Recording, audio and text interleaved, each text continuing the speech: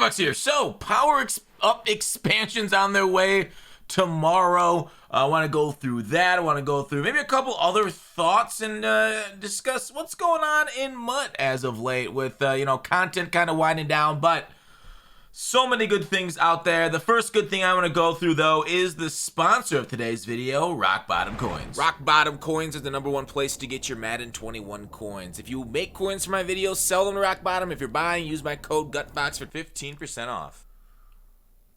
So we're getting these, once I bring it over the screen, obviously, we're getting these power expansions, which is I guess interesting, because I think the amount of people that love power expansions, it's almost greater than the number of people that love, I would say, heavyweights or flashbacks, that kind of stuff. But the thing is, it's essentially the same stuff, right? They're bringing out new overalls for cards that we already have. And I really think, like I've talked about before with power-ups for next year, that power-up should have the ability to, stack Trat and then have evolution cards, kind of like how MLB The Show does it with their prestiges and stuff. So, if you hit a certain level, say with Saquon, say you hit 500 or 1,000 rushing yards, he gets +1s to his stats. I know MLB does their stats different. They go up to 125 there, which ideally Mutt would do something like that, but they can work at something like that, hopefully down the road with power-ups, so you can keep them kind of going all year instead of just stats on one card, then he gets a team of the week, then you gotta go that card. So hopefully that with power-ups going down the road. But this is kind of cool, right? Power-up expansions, they said they're gonna do it. It's interesting that they're bringing it out on a Tuesday. Traditionally, when we used to get team of the week, I would have figured it to go back on wild card Wednesdays, but they decided to bring this out Tuesday. Saquon, though, interesting that they just keep him up to a 98 instead of a gold 99 for power expansions. Maybe they didn't want to make him too overpowered, but it doesn't make sense because when all the other halfbacks in the game are basically sitting there at 99 overall, Saquon's pretty easy to get to 99 speed, but it's strange that they just wouldn't, end of the year just, max him out. But maybe they didn't want people getting these cards too cheaply. But training still, it still costs some value. And it's the end of the year. Why care about how expensive it is to get a card, right? EA's biggest thing is just hoping to keep people on this game, because most of us has moved on to MLB The Show, where they're going Xbox Live and basically free to play that as long as you have Game Pass Ultimate. I don't know. You really want to kind of keep players playing, and you really want to kind of, I would say, blow their backside a little bit with cards and maybe stats and maybe, help theme teams out. So it's interesting they just went up to 98 overall. But, overall, I guess I'm saying overall a lot, but I think it's, still content, right? They could have just given up on the game. At least it's giving us some content. I thought, giving us content all the way through May, up till May, was insane this year. Roddy White right here, oh, man, that's brutal. Only usable on a theme team. So you got to go sprinter and you got to go with the theme team boosts. I guess you can use them at 98 speed. That's fine if you only got 25 on the theme team boosts, but so strange. This is one card. So there's certain cards that, play over their overalls depending on a height, weight, that kind of stuff. Like Derrick Henry Next Gen is an absolute demon from the depths of the underworld. Roddy White, though, I played with this guy early on in the year. I played with him in draft. This guy sucks. I hated this card. This card was awful for me. So obviously, with the high-end stats, maybe we'll play a little bit better for you, but, man, he was not anything special for me, and I don't like his card early in the year. Maybe late in the year will be fine, though, because, stats are kind of near the top end for everybody. OCU Manura here, edge rusher that gets 90 speed. It's always what you need. The thing is, we were getting 90 speed, ends, specifically right end with Justin Smith. Was that December or January we got our last Legends? I don't remember, but it's crazy that we're just getting another OC who's known as, a little bit faster than Justin, gets the same speed, even though this is, 5 months later. So it just goes to show how powerful that Justin Smith card was and how bonkers those last Legend drops were when they dropped there in January. But overall, 98 finesse move, pretty solid. Low-end block shed move, you don't like that, but we just got a golden ticket with 91 block shed, Omega Low. Next up, Taylor Mays, of course. This guy has been amazing. Somebody that wasn't made into golden ticket for good reason, because they were going to get this kind of card. So he ends up getting it. Sure, he doesn't have the best AP ability, but overall, Taylor Mays, 6'3", is going to fly around. Sorry about that. Didn't mean to play that again, but definitely go ahead and use rock bottom coins. But overall, Taylor Mays, let me see what he's got. Where do I have Mays at? Ooh, I got him kind of low. Taylor Mays right here.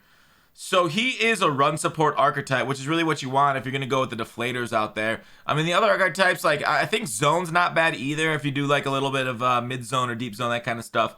But overall, I got my theme team going. I probably won't need any of these cards. I might try out Taylor Mays Might add him, but you know, Cam Chancellor's already there. Grant Delpit's there from the Golden Ticket promo. So Taylor Mays is another one of those, you know, pretty tall 6'3" DBs.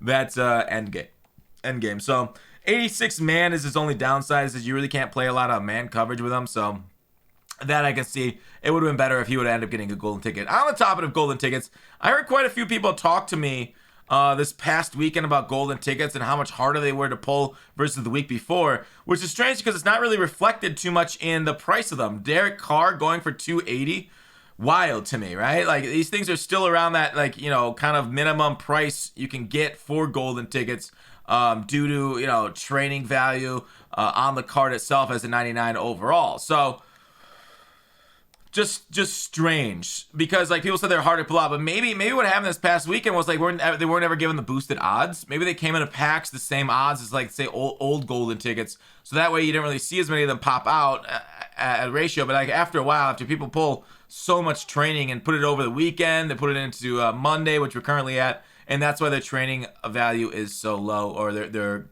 you know, cost is so low versus you know, maybe this past weekend, I think Carr, at least day one, he was like double that price.